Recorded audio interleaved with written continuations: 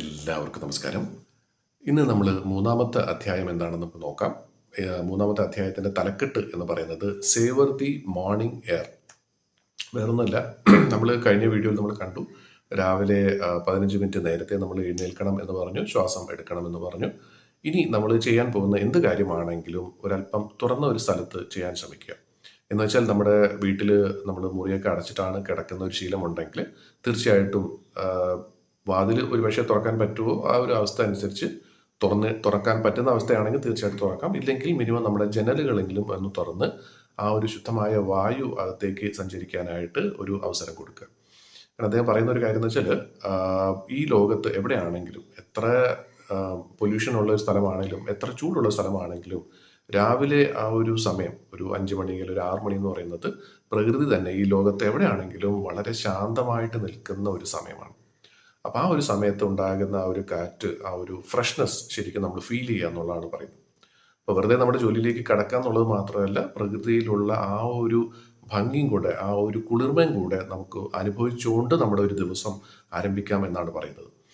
അപ്പം ഇവിടെ ഒരുപക്ഷെ നമുക്ക് തോന്നിയേക്കാം, എല്ലാ ദിവസവും ഒരേപോലെ തന്നെയല്ലേ, സൂര്യൻ കിഴക്ക് നിന്ന് ഉദിക്കുന്നു, വൈകുന്നേരം പടിഞ്ഞാറ് അസ്തമിക്കുന്നു, പിന്നെ കിളികൾ ചിലയ്ക്കുന്നു, അങ്ങനെ ഓരോരോ കാര്യങ്ങൾ നടക്കുന്നുണ്ടാവും. പക്ഷേ അദ്ദേഹം പറയുന്ന ഒരു കാര്യം എന്ന് വെച്ചാൽ, ഇതെല്ലാ ദിവസവും സ്ഥിരമായിട്ട് നടക്കുന്ന കാര്യമാണെങ്കിലും ഓരോ ദിവസവും വ്യത്യസ്തമാണെന്നാണ് പറയുന്നത്. നമുക്കത് എപ്പോഴും തോന്നിയിട്ടുണ്ടാവില്ല. കാരണം വെച്ചാൽ നമ്മൾ ശ്രദ്ധിക്കാറില്ല. അപ്പം നാളെ മുതൽ തീർച്ചയായിട്ടും നമുക്ക് ഇത് തീർച്ചയായിട്ടും ശ്രദ്ധിക്കാവുന്ന ഒരു കാര്യമാണ്. ഒരല്പസമയം, ഒരുപാട് നേരമൊന്നും വേണ്ട, ഈ പറയുന്ന കാര്യങ്ങളൊക്കെ ചെയ്യാനായിട്ട് ഒരുപാട് നേരം വേണ്ട. നമ്മുടെ ഉള്ളിലുള്ള ആ ഒരു നമ്മൾ മറന്നുപോയ ഒരു സന്തോഷം, ആ ഒരു ശാന്തത തിരിച്ചു കൊണ്ടുവരാൻ വേണ്ടിയിട്ടാണ് ഈ കാര്യങ്ങൾ പറയുന്നത്.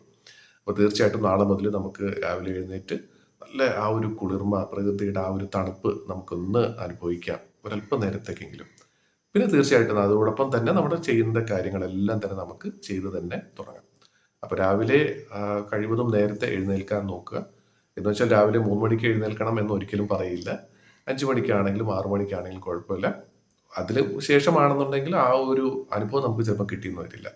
7 അല്ലെങ്കിൽ 8 മണിക്കാണ് എഴുന്നേൽക്കുന്നതെങ്കിൽ ചിലപ്പോൾ കിട്ടിയെന്ന് വരില്ല. അപ്പം ഒരു മിനിമം ഒരു 6 മണിക്കെങ്കിലും എഴുന്നേൽക്കാൻ നോക്കുക. എന്നിട്ട് ഈ ഒരു കാര്യം ഒന്ന് അനുഭവിക്കുക. വളരെ ഫ്രഷ് ആയിട്ടുള്ള പ്രകൃതി തന്നെ നമുക്ക് തരുന്ന ഒരു വലിയൊരു വരദാനമാണ്. വൈകുന്നേരം ചിലപ്പോൾ നമുക്ക് അത്രയും ഒരു ഫ്രഷ്നെസ് കിട്ടിയെന്ന് വരില്ല. കാരണം ഈ പറഞ്ഞ പോലെ പൊല്യൂഷനും അങ്ങനെ പല പല കാര്യങ്ങൾ കാരണം ആ ഒരു അന്തരീക്ഷം തന്നെ മാറിയിട്ടുണ്ടാകും.